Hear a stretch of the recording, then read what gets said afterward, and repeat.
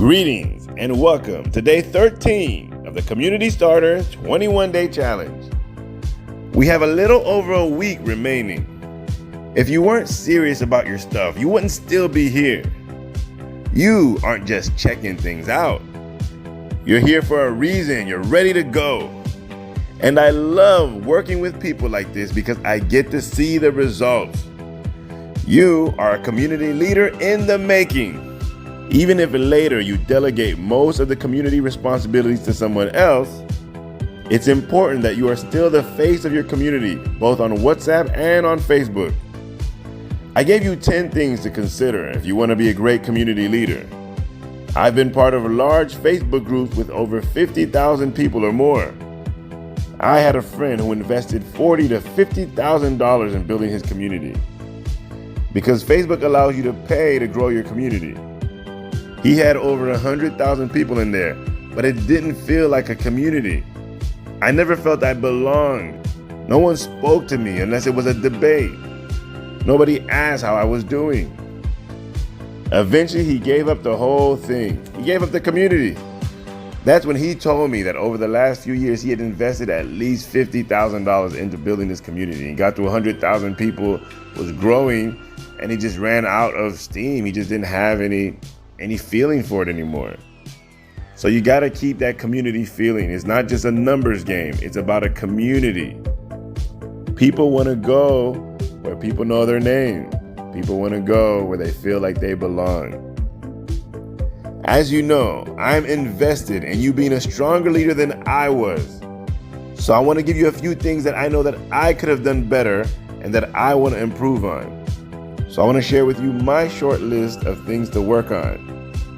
And as you're beginning your community, take a look at this and make sure you have this as well. So to make your community better, find ways to support and celebrate your organic ambassadors. Now, what does that mean? I already have a community of champions.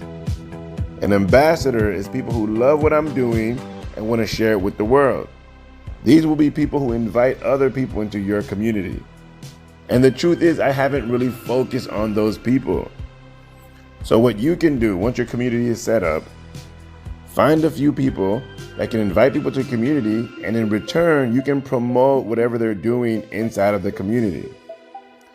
Okay, number 2, bring new followers into a system where they feel they have a voice as well.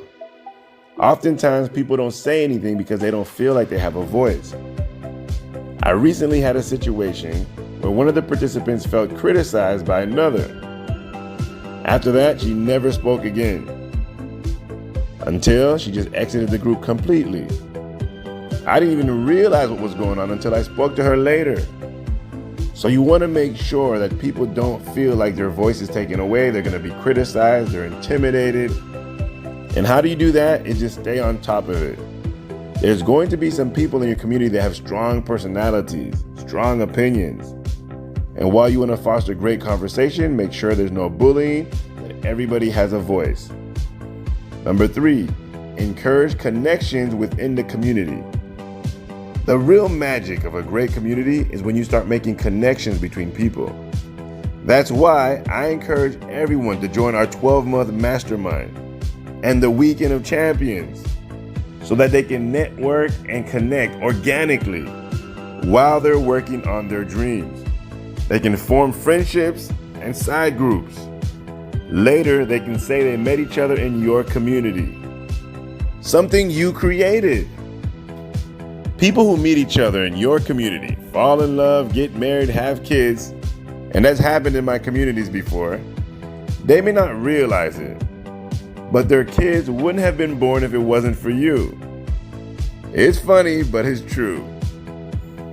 Okay, number 4, stay guided by your why. Like I said, these are things that I can improve on myself, and I want to make sure that you have a good idea of what to do and what not to do. So number 4, to be guided by your why. Ultimately, none of this works if you don't have a deeper why behind your brand. And it's actually easy to lose sight of it. Keep your why as a theme of your community. I'm a dream chaser, and I want my community to be about that. I want to provide tools that will help people chase their dreams. If it's inspiration, quotes, a 21-day challenge, or recommended motivational movies, then that's what I'm going to do because that's my why. I just believe in my heart that people are generally happier when they're chasing their dreams, especially if they're seeing progress along the way. And happy people treat others better. People treating others better, and that's my little drop in the bucket of making the world a better place.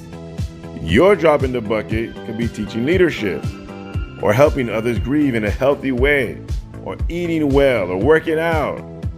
If we're all chasing our dreams and we're all putting our little drop in the bucket, we can all together make this world a better place. Okay, thank you for getting my communication. I know you understand. Well, I don't want to keep you away from your why, your dream, for too long.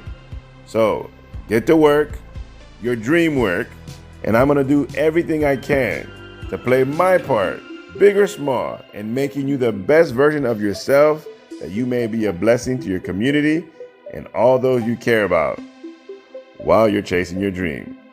Have a great day and see you tomorrow.